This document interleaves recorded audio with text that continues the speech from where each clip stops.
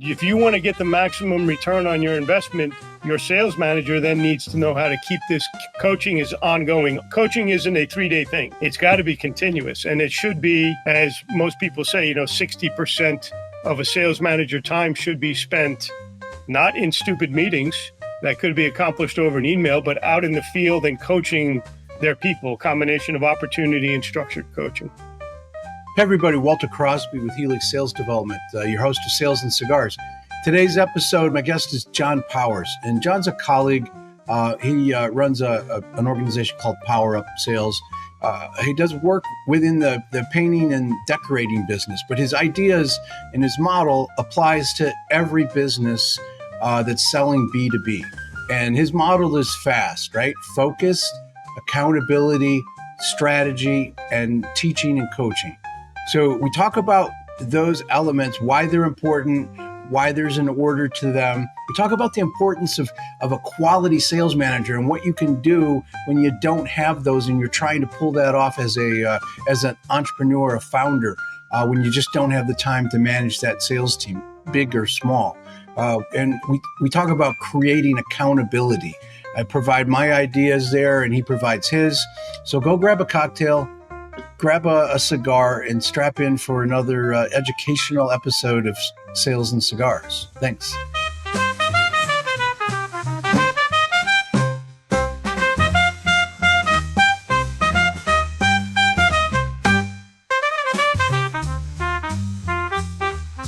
John, thank you for jumping on the podcast and taking some time out of your busy schedule to entertain and enlighten our audience. My pleasure, Walter. Good to be with you. Thanks for having me. So I want to share with the audience that we're kind of breaking John's cherry here. This is the first time he's done a podcast. He's not nervous or anything. He's an expert in the field, but I always like to point out that when this is their first time, they're using me as an experiment. So we'll be easy on you, John, like we always are when we talk. I would have appreciated you telling me ahead of time that I needed a makeup artist, but we'll get through it. Yeah. It would have taken a lot longer to get things ready, but it'll be all right. We'll be fine. Let's talk a little bit about, let's screw the book idea here for a second and go right into, you had a 30-year career in one fucking place, right? Like one company. It's a big company. But I know one other guy that I graduated with in all of my years. One of my friends worked at the same place. He's still working, right? Because he's younger than you. But he's still working. And it's like been 35 years. And he just sells nuts and dried fruits and berries. And he's all selling Joyzy. So what's the magic to that? Is it just a lot of patience, political aspirations? How does that work? Yeah, it's a good question and a combination of things. So when you start in a career, when you're young, it's a family-oriented business. You don't have a lot of other experience, and you grow up in a culture of people who are in that company and have been in there, and you start talking to reps and other people in the company, and I've been here 15 years. I've been here 20 years. I've been here 25 years. And that kind of starts to set the precedent and set your expectations that, okay, this is a place where I'm going to be for a while. And then for me, my career started advanced. I started as a sales trainee and worked my way into sales and the sales rep out in the field on the road. Did that for 12 or 13 years in a couple different territories in a couple different capacities. Went into the corporate office for 6 years, did a lot of different things and a lot of different experiences, not all on the sales side of the business. And then went back out into sales management and eventually sales leadership. And so when you're continuing to evolve in a progression and you're still in a company where, you're surrounded by people who've been there for a long time and also have the ability to develop people and shape their future, it was a good 30 years. It went quicker than you would expect. Yeah. What's the difference between a sales trainee and a salesperson? When you drop the trainee. Yeah, so it's really you just start instead of going out on a territory, you start in the office. I didn't know anything. I was in the paint and decorating industry for a major paint manufacturer, Yeah. and so you have to learn. So I started in the order department, taking orders from their accounts or the salespeople, and went out on the road traveling with senior salespeople and learning a little bit that way. So that was actually a year and a half process. Year and a half as a trainee. I'm a slow learner. Wow. Wow. Well, I'm assuming that's a corporate thing that they just did. Yeah. Like I worked at a fast food place. It didn't have golden arches. It had a bell at the top. I won't mention its name, but I was a trainee for about a week. And then they took away the training moniker and I could go make tacos all by myself without somebody looking over my shoulder. Maybe they're better at training, or maybe sales is more complicated than making tacos. I don't know. Well, it's interesting too, Walter, because that I think you might have given it away with the bell and the tacos, but it's interesting because the company I was with, they sold through the independent channel, right? So independent business owners, and we'll talk more about this, as how my career has evolved to where it is today. But on the contrary, an independent business owner who's hiring a salesperson, they'll just hire someone, give them some accounts, and throw them that book of business and send them out on the road.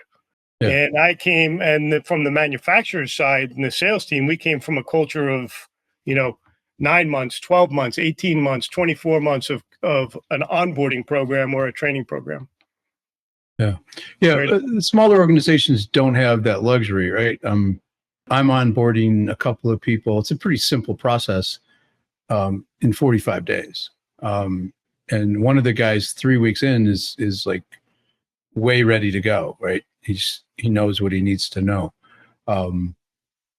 And I think it's just having a bigger company has more patience than that company doing 10 million, because they need you to get out there and start making an ROI on your compensation and your overhead. And so I think there's more patience there. Sure. And it's a different world, right? I never thought about that as like everybody around you's been there for a while and they have a positive attitude. They've drank the Kool-Aid, so to speak, of the organization. So that's part of the inspiration to keep hanging, and they give you a path forward, which is also part of it. So I get it. So all you know is sales and sales management and sales leadership, and we'll get into that in a minute. But when you think about being an entrepreneur, and it's I think the hardest part of becoming an entrepreneur is learning how to spell entrepreneur correctly and pronounce it. Yeah. But once you got that under your belt, what do you see as being the big difference between what you're doing today to what you were doing when you were doing sales management and sales leadership? Yeah, it is difficult going out on your own, and there's steps. And you and I have known each other pretty much since I went out into the entrepreneurial world. And you've been a nice mentor to me. So thank you for that. But the biggest difference for me has been developing individuals at the corporate level, right, who were on my sales team. And now is about developing and helping small to mid-sized organizations develop better organizational structure. So it's about supporting and developing companies versus supporting and developing individuals. I think that's the big difference. That's a difference with a difference, right? It's not just a subtle distinction. It's a real piece. And I think you have a program. No, it's not really a program. It's more of a model that you use to navigate that with an organization. And, one of the letters in your acronym actually talks about structure, and we'll get to that. But, what structure means is those processes and those systems that come naturally to a corporation, and they have all that shit built right in. But in terms of the smaller companies, they just been putting it together with Post-it notes and Scotch tape and hope. Yep. So you're able to take some of your real life experience and help these people put that piece in there. Your model you've created is called F.A.S.T, and I'll let you describe the F.A.S.T, but it has a couple of components that I want to touch on today. So why don't you try to describe the acronym F.A.S.T? So I think, yeah, and I came up with this acronym F.A.S.T based on not only my experience, with the 30 years in building sales teams and being on sales teams, having different managers, and then experiencing leadership, but just as importantly is working with these small businesses. And in many cases, I was out on the road, I was selling for them, almost like an outside rep for those businesses as well as for the company I was working for. So as I went through my career and continuing to work with these small, mid-sized businesses, I really got to understand the challenges that they have firsthand, right? From not just from building sales teams or hiring new salespeople, or how hard it is to get a salesperson who's performing at a high level. One of the glaring challenges I saw they face is in the sales management role.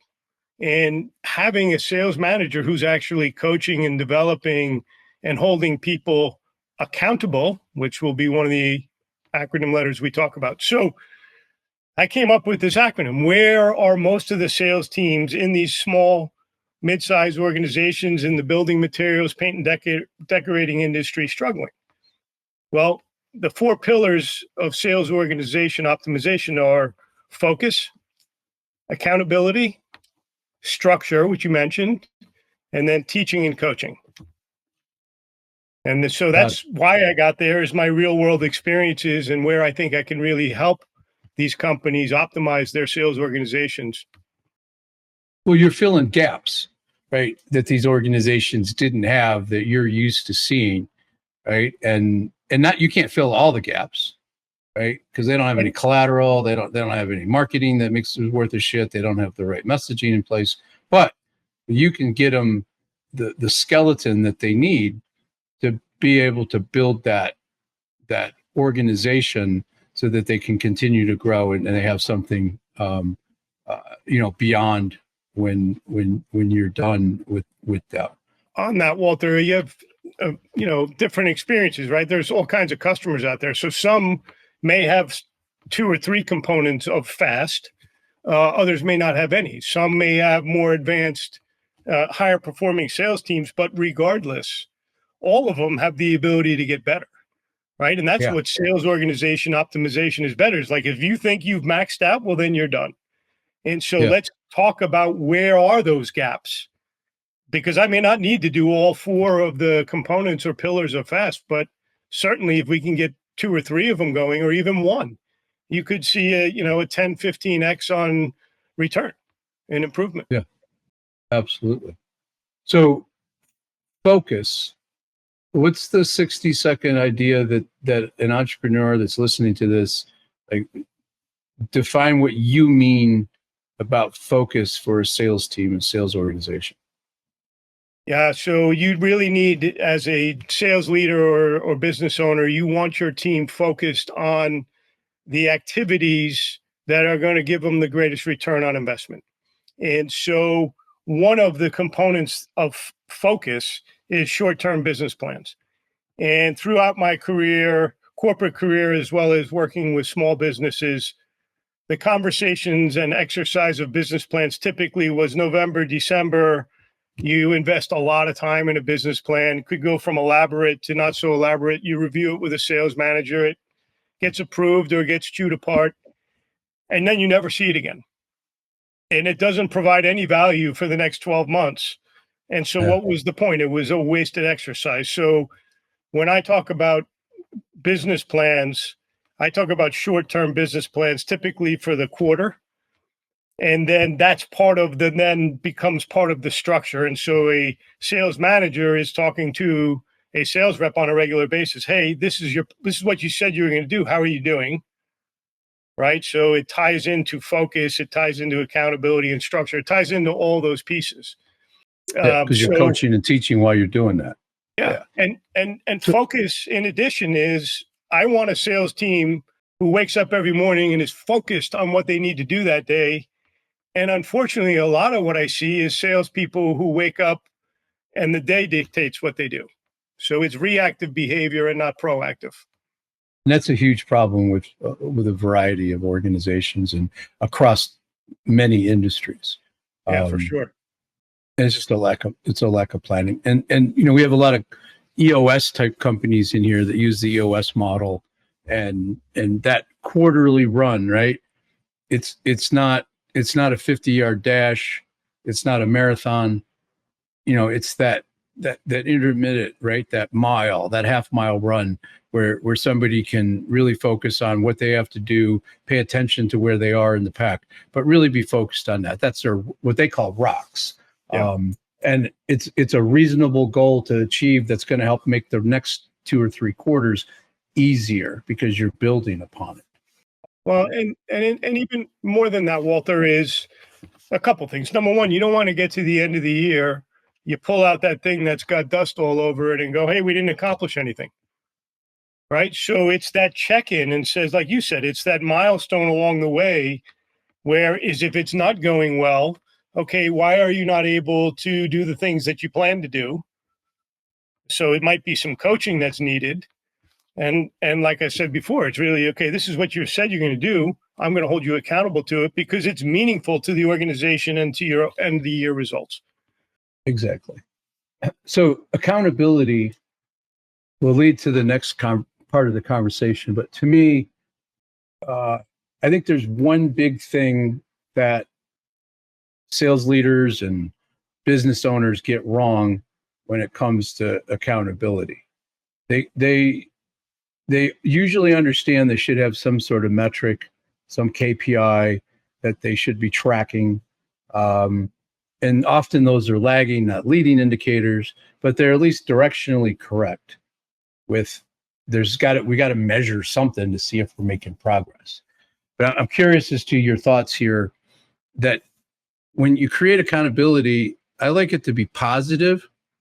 There's always a consequence, right? You can always lose your job. You can always lose something, but I'd rather focus on the positive. So I think about it as a setting an expectation that drives the behavior that the company wants, but also to have something that the salesperson, the individual personally will achieve, that when they do the right things, the behaviors and the activities, that they actually get rewarded as well. There's a carrot instead of just the stick. And I like to think of it as like, you want a boat, you want a cottage, you want a weekend house, you want to go to the mountains, right? You want something that's going to take a minute to get there. That's going to take some dollars to be able to save to buy the thing, right? Don't care what it is. I just care that they care about it and it's going to drive them. So if I got that goal that's meaningful to them and I can tie that goal to the company goal, then I got something positive and that I can get them to be more motivated. Is that something that you found to be in the real world case helpful, or you tried something different? And then your approach to accountability, how does that work? There's 2-part question. Yeah, we could spend hours talking about accountability, right? But to touch first on goals, right? Like, what is your why? Tap into Simon a little bit. What is your why? And that's that personal why, right? And whenever I took over a new sales team, or when I'm working with a client now in their sales team or coaching a sales manager, you have to understand what's driving them. Why do they get up each day and go to work, right? So what is your why? And the answer can't be money, because we all want money. And so that's really important. And I agree with you, because that's how you can then tap into that to motivate them. But when we talk about positive accountability, one of the things I talk about all the time is positivity, or on the contrary, negativity, are contagious and they build momentum. And so when you talk about accountability or success, like, hey, let's hold somebody accountable to something and every salesperson deserves a chance and some coaching. So we're going to allow, when we give some accountability, and I focus a lot of accountability with my clients around leading measures, which are behaviors, which we believe, if done often and done successfully, will lead to feeding the lag measures of the results. And so let's say we need to make the next step with an existing client and we're trying to gain share of wallet and take the next step. So what is your action plan? And accountability is to do those steps. And when they go well, okay, how do we build on this? Right? Obviously, you give them the high five, you give them the carrot, but it's such a great opportunity for coaching and developing in a positive way. Said, hey, great job. What other accounts can you take this same approach with, and how will it benefit you? And positivity and success when holding people accountable is very contagious. And then your salespeople actually crave it. They want more accountability rather than, think of most salespeople you've met, Walter, and you just walk into a room of salespeople and say, hey, we're going to increase the levels of focus, accountability, and structure, and walk out of the room. They're all going to either, at the very least, feel nauseous. Most of them will probably be throwing up.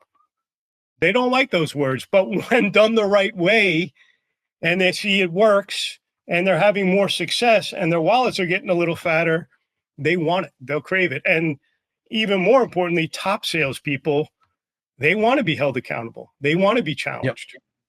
Yep. And so because they hold themselves accountable. Right. And so if you get a weak sales team or a weak salesperson, they're not going to be comfortable with accountability. And that's okay. When you learn that over time, everyone deserves a chance, but they don't deserve a runway forever. Right. That's what accountability is. But I think that, accountability, Walter, in my experience in corporate as well as working with small businesses, it probably is the number one reason why most, and not just in their sales department, but in all aspects of their businesses, struggle, right? Is because even if you have set clear expectations, and again, I'm going to tie back to the importance of management, right? How does the sales manager hold them accountable? And that's where you see they don't. In many cases, they don't. And, that can start at the top. You need to teach them how. We can talk about sales managers. Business owners make mistakes. They take one of their best salespeople and make them a sales manager, right? Which is just crazy. Lots of things go wrong. Everybody gets frustrated. You take the money off the street, like the guy producing the money or the gal producing the money, they're not doing that because they're trying to figure out how to manage a bunch of knuckleheads, and convince them that they should be doing things their way, right? They don't have the skills. It's a mutually exclusive skill set. You literally have to learn how to manage a process, because I don't believe you manage people. I mean, you manage a process. You manage the people inside of the process. Are they doing what we agreed to do? And I think, we've both heard Curlin say this, many times, that, the most important part of a sales manager, how they should spend most of their time, 60% of their time, coaching their people. And coaching isn't doing, it isn't telling, it isn't being the hero, right? It's helping that salesperson figure it out and asking them the right questions and having a plan to coach them where they're weakest, right? And what they can do a little bit better. But can we elevate this one skill? Can we figure out where they're struggling so we can fill that gap so they can get a little bit better? 10% here, 10% here, 10% there, boom, you're 30% growth that compounds. Yeah. And what I see a lot is that there's a sales manager that's put in the spot for the wrong reason. Yeah, I think you experienced that in your career, right? The first time you got promoted and your first time as a sales manager, it was like, wow, there's a big learning curve here, right? I'm a top producer and all of a sudden I'm managing people, and it takes time to figure it out. And to extrapolate that to small businesses, they don't necessarily have the time and sometimes the resources to bring in a sales manager if it's a smaller team. So who ends up doing the sales management? The owner. The owner. Right. And the owner often doesn't have the skills, when they don't often have the skill set either. Right. and the bandwidth and the time. And so when you talk about sales management, it's interesting because I learned this in my own experience is in my time as a sales manager in corporate, I became a very good opportunity coach, which meant when the sales team came to me with a situation, right? So it was reactive or opportunity coaching. I got really good at that and asking them questions and how do you think you do it? Well, don't ask me for the answers. Let me ask you what you would do, right? So that's important and people can be really good. But the structured coaching piece of sales management is, okay, let's take the sales process, right? Or pre-call planning. Hey, going out, let's talk about this call. What do you want to do on the call, right? Being on the call with them and then doing a review and saying, okay, this is what you want to do. This is what happened. Let's coach, right? And so structured coaching, like you could be a really good opportunity coach and that's important. But when you can be a really good structured coaching and an opportunity coaching is really, really powerful. And that structured piece, people, more experienced salespeople. And by the way, the sales game has changed so much, right? We learn about neuroscience-based coaching or how you connect with prospects or accounts today is very different than what I learned 30 years ago. And there's a lot of experienced salespeople out there who still go about their sales approach is old school, and it doesn't resonate. Oh, I know some people who, that they own a business. They've taught their salespeople. It's 3 years before we make a sale. And all we're going to do is go out and wine them and dine them and go to conferences and take people out and, get them to dinner and liquor them up and all that. That worked in the 70s. It doesn't work today. Our buyers are more sophisticated. They understand. Actually, corporate America is spending more money on training their procurement departments than they do on their sales departments. Yeah, because there's a better return. And I don't know that they're wrong because of the way that some of the sales training is structured. But there's industries that they'll go put their whole sales team, 125 people, into sales training, but they don't take the sales managers. The sales managers aren't there. I've seen that like at least 3 times in the last year. I lived it in corporate. Well, how the fuck are you supposed to be able to coach your people if you don't understand what they were taught? Right. But even more so, even when my mind. Yeah, but even when the sales managers are in it, it becomes a 2 or 3 day seminar. It's the flavor of the month, right? You go out, everybody starts doing it. We're implementing what we learned. And if it didn't really resonate, or there wasn't a whole lot of accountability, 2 months later, nothing was being done, or maybe it took 1 or 2 nuggets away. And you got to bounce. Everybody felt good for a few days, maybe a week or two. It's great. There's a great book. I don't know. I think it's one of the best book titles out there, aside from Cynic's Why. Sandler's book, You Can't Teach a Kid to Ride a Bike at a Seminar, right? Which is fundamentally what we're talking about. Yeah. You got to go out and fall and, run into the tree or, hit the cement, skin a knee here and there. I mean, that's training and coaching. If they're not done in tandem, you're wasting your resource on training. Yeah. It's just and I think for opinion. an organization, like the coaching aspect of it, even for my program, I don't try and come in with a client and say, hey, I'm going to give your team sales coaching over 3 days, and then they're going to be on their own. I take a program that's going to be bits and pieces over time. It could be 4 months, 6 months, 8 months, or 2 years in some cases. And because the more touches you have and the more opportunity that I can engage not only with the sales team, but the sales management team. And so because sooner or later, I'm going to be gone as the coach. And if you want to get the maximum return on your investment, your sales manager then needs to know how to keep this coaching is ongoing. Coaching isn't a 3-day thing.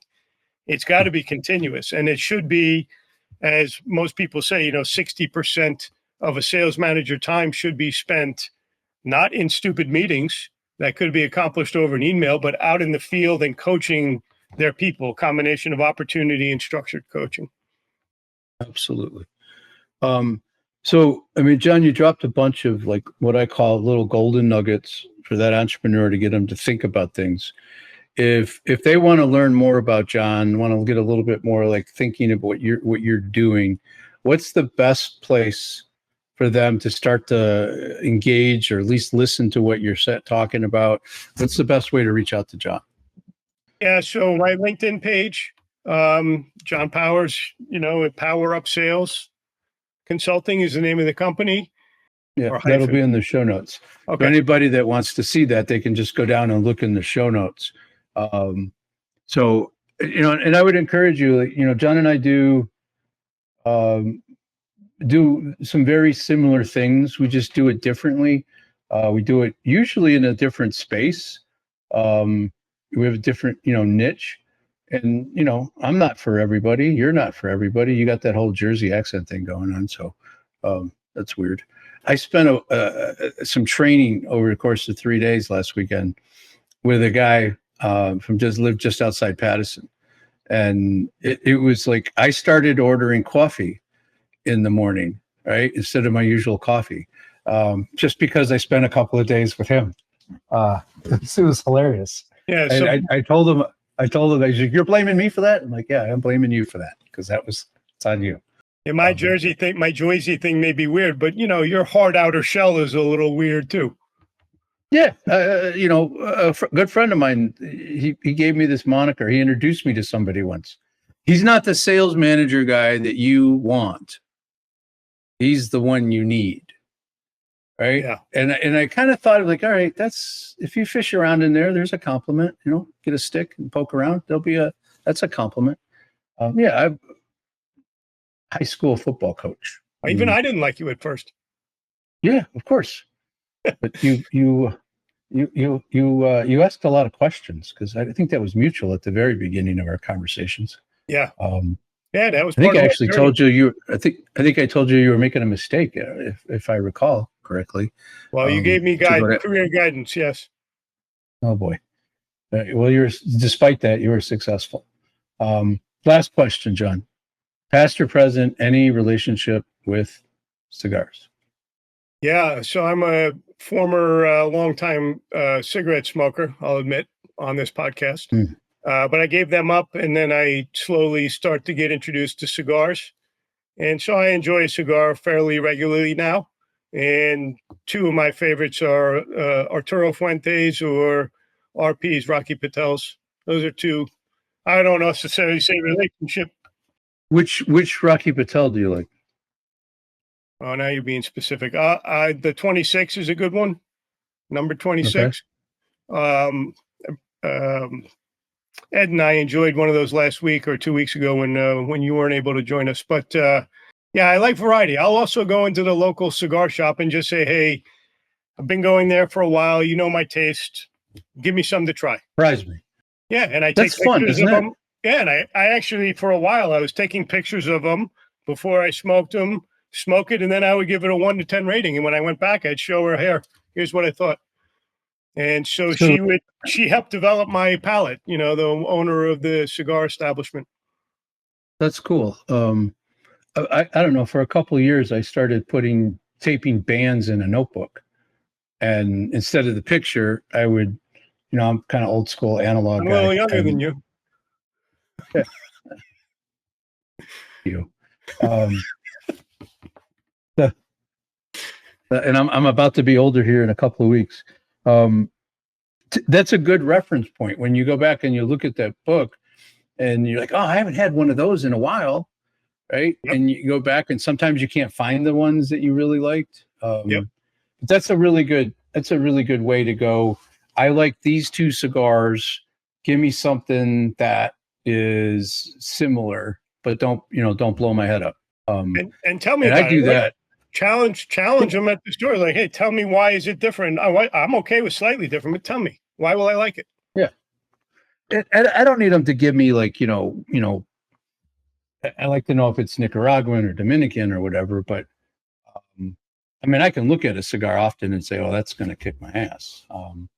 But I was where the hell was I? I was in St. Louis, and the cigar shop I go to there, there's a kid in there who's really, really knowledgeable. And, I'm like, I don't see any Padrones. And he's like, we're out. I'm like, how do you run out of Padrones, man? It's like one of the most popular. It's like, we didn't order when we were supposed to, and we missed the shipment, and we're out. I'm like, okay, all right. So now what do I do? He was transparent, at least. Yeah. Because I knew him well enough to know he wasn't going to get away with some bullshit answer, and because they didn't have any, they're all gone. That's crazy. And he said, "Which one do you like?" And I'm like, "I like all of them, but if I had to pick, it would be like a 4,000 or 7,000." He's like, "All right, I know what to give you." And so it's just like you said, right? He went over and grabbed a cigar, and I looked at it, I was like, I don't want that one, right? And I just started screwing with him at that point.